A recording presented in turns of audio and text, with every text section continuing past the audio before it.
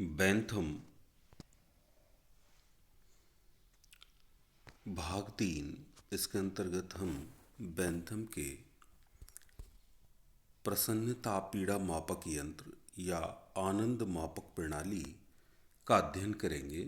मैं Kaushal Kumar Sain, assistant professor political science, Babu Shobharam, government arts college Alwar.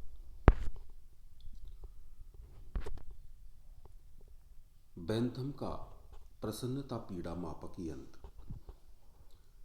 Bentham के उपयोगितावाद की मूल मान्यता है कि मनुष्य स्वभाव से एक ऐसा प्राणी है जो सदैव सुख चाहता है और दुख से बचना चाहता है।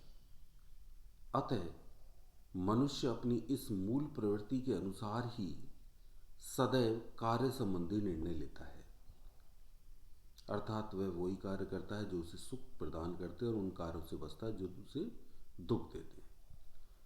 उसके अनुसार प्रकृति ने मनुष्य जाति को दो सत्ताधारी स्वामियों के सुख व दुख के अधीन रखा है। हमें क्या करना चाहिए इसका निर्देश देना या हम क्या करें इसका निश्चय करना उन्हीं के हाथ में है। ये बैंथम की कोटेशन है जिसके आधार पर वो अपने उपयोगितावादी सिद्धांत को समझाते हैं। वो कहते हैं कि प्रकृति ने मनुष्य को सुख व दुख के अधीन रखा है।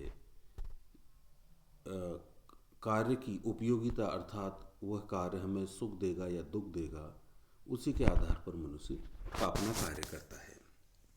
बैंथम ने सुख एवं दुख के विभिन्न प्रकार बताए हैं और उनके स्रोत भी बताए हैं। बैंथम की उपयोगितावादी धारणा मूलतः एक भौतिकवादी धारणा है। अतः वह मानता है कि सुख अथवा दुख की माप की जा सकती है। बैंथम के प्रसन्नता पीड़ा मापक यंत्र के संपूर्ण विचार को इस प्रकार प्रकट किया जा सकता है। इससे पूर्व के अंक में भी हमने पढ़ा था कि बैंथम ने उपयोगितावाद के सिद्धांत को राजनीति के क्षेत्र में लागू किया, इसलिए बैंथम को उपयोगितावाद का प्रवर्तक माना जाता है, जबकि ये विचारधारा बैंथम से पहले ही प्रचलित थी। बैंथम विभिन्न सुखों में या दुखों में गुणात्मक अंतर मानते हैं, बहुत मात्रात्मक अंतर मानते हैं, अर्थात इनकी माप की जा सकती है। वो यहाँ तक भी कहते हैं कि अलग अलग कार्य से यदि उनकी प्रकृति चाहे अलग हो उन कार्यों की, यदि उनको कार्य सेम हम करते हैं तो हमें बराबर सुख मिलता है। ये आगे चल के जब हम मिल पड़ेंगे तब वो इन्हीं के शिष्य, लेकिन वो सुखों में मात्रात्मक नहीं गुणात्मक अंतर मानते हैं मिल। लेकिन बैंथम के अनुसार सुख दुखों की माप की जा सकती है और इस आधार पर उन्होंने प्रसन्नता पीड़ा मापक यंत्र की अवधारणा रखी है। इसके अंतर्गत सबसे पहले प्रणाली का उद्देश्य व्यवहारिक है। जो आनंद मापक प्रणाली है उसका उद्देश्य व्यवहारिक है। बैंथम के अनुसार इस प्रणाली की मदद से यह ज्ञात किया जा सकता है कि किसी कार्य को करना उपयोगी होगा अथवा नहीं।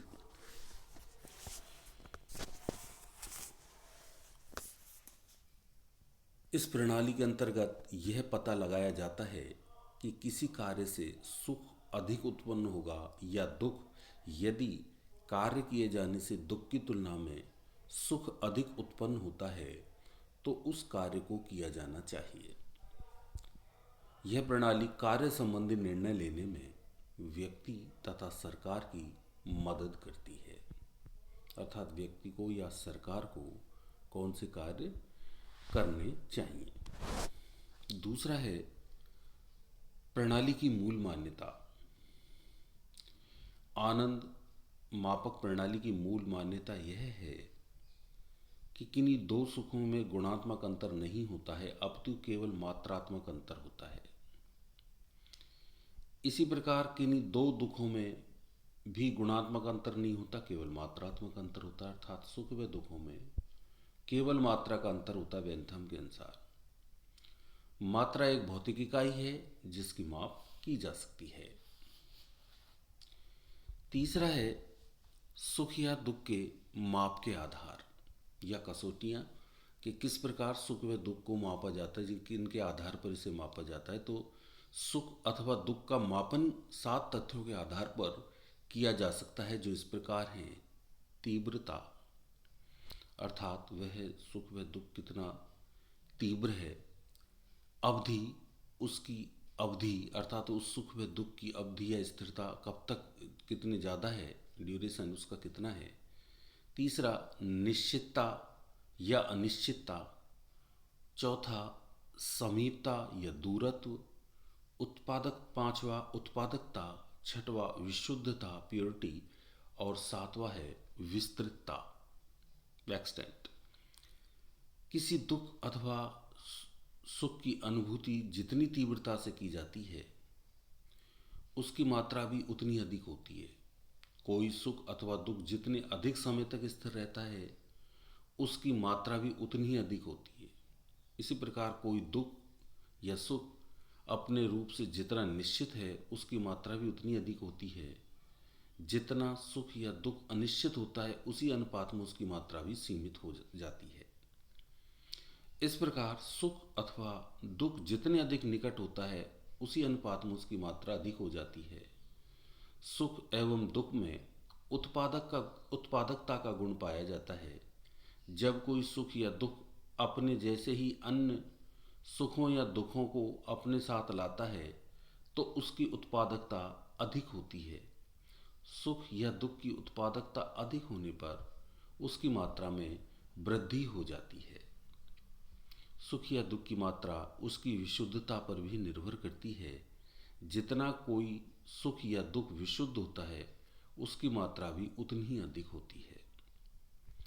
यह उल्लेखनीय है कि बेंथम के अनुसार उपरोक्त 6 आधारों की मदद से व्यक्तिगत सुख या दुख को मापा जा सकता है, अर्थात तीव्रता, अवधि, स्थिरता, निश्चितता, अनिश्चितता, समीपता या दूरत्व, उत्पादकता और विशुद्धता।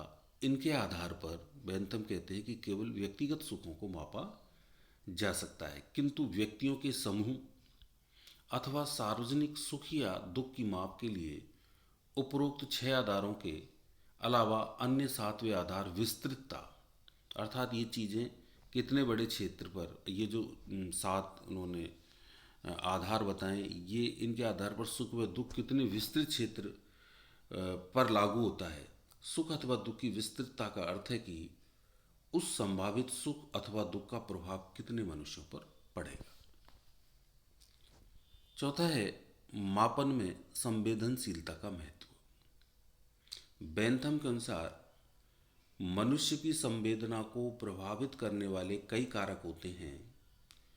उसके अनुसार सुख या दुख की गणना में जब हम सुख या दुख की मात्रा का निर्धारण करते हैं तो हमें संवेदना को प्रभावित करने वाले इन कारकों पर भी ध्यान देना चाहिए।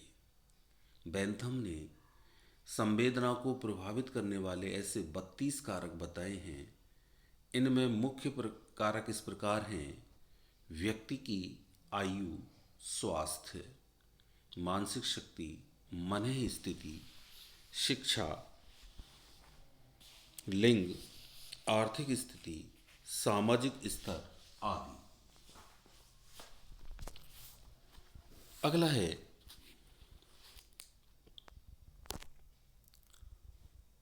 प्रणाली का व्यावहारिक महत्व।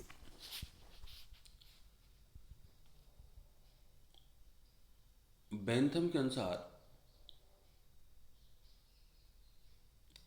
आनंद मापक प्रणाली व्यक्तिगत एवं सार्वजनिक दृष्टि से उपयोगी है।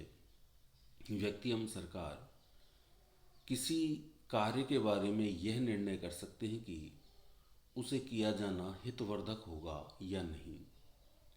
बेंथम के राजनीतिक दर्शन की दृष्टि से इस प्रणाली का विशेष महत्व है।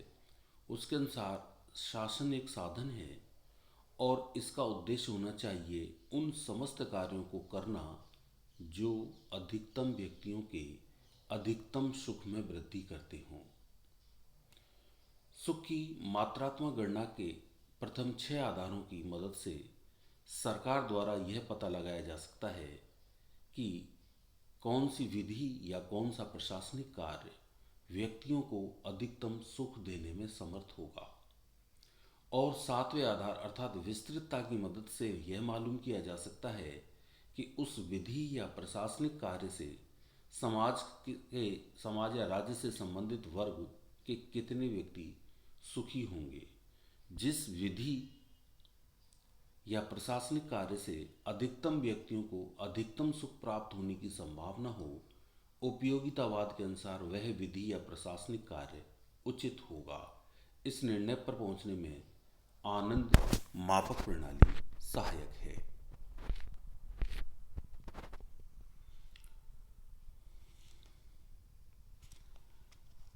सुख व दुख की वास्तविक माप की कैसे जाएगी, इसके लिए सुख दुख की माप की उपरोक्त आधारों अर्थात जो 7 आधार बताए हैं बेंथम ने, सहायता से हम यह पता लगा सकते हैं कि किसी कार्य से सुखों की कुल कितनी मात्रा प्राप्त होगी तथा उसी कार्य से दुखों की कुल कितनी मात्रा प्राप्त होगी। इस तुलनात्मक अध्ययन के द्वारा हम इस निर्णय पर पहुंच सकते हैं कि वह कार्य किया जाना चाहिए अथवा नहीं।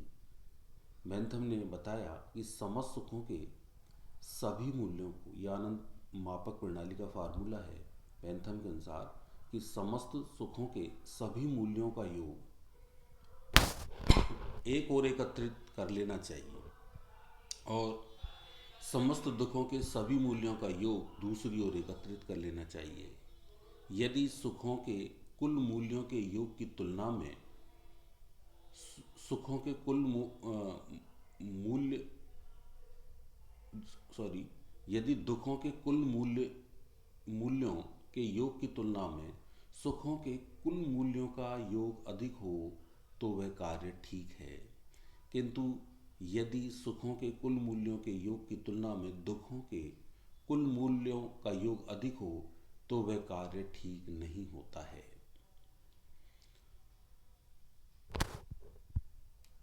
बेंथम आगे कहते हैं कि कोई वस्तु या कार्य व्यक्ति के हित की वृद्धि करती हुई कही जाती है जब वह उसके सुख के कुल योग को बढ़ाती हो अथवा उसके दुख के कुल योग को घटाती हो।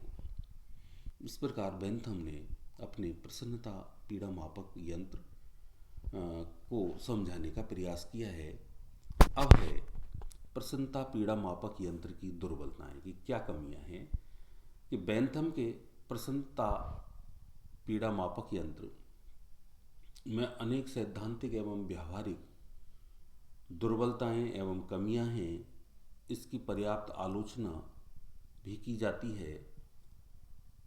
बेंथम की आनंद मापक प्रणाली का आधारभूत एवं सैद्धांतिक दोष यह है कि यह सुखों अथवा दुखों में केवल मात्रात्मक अंतर मानती है, जबकि सुखों अथवा दुखों में गुणात्मक अंतर भी होता है। क्योंकि इनके शिष्य मिल, बेंथम के शिष्य मिल, जब हम अगले अध्याय में पढ़ेंगे तो वो सुखों में गुणात्मक अंतर मानते हैं। उपरोक्त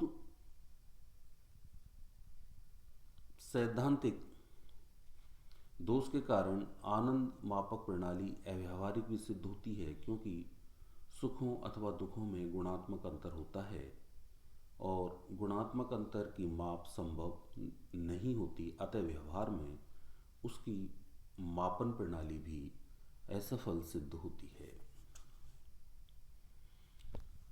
निष्कर्ष, बेंथम का प्रसन्नता पीड़ा मापक यंत्र का विचार उसकी अवधारणा का केंद्र बिंदु नहीं है, अपितु उसकी उपयोगितावादी अवधारणा का यह अनुपूरक विचार है।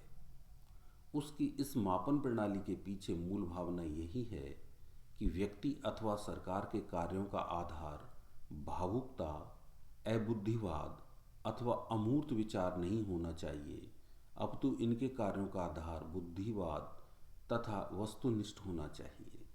इस मापन प्रणाली में निहित इस विचार का आज भी महत्व है। धन्यवाद।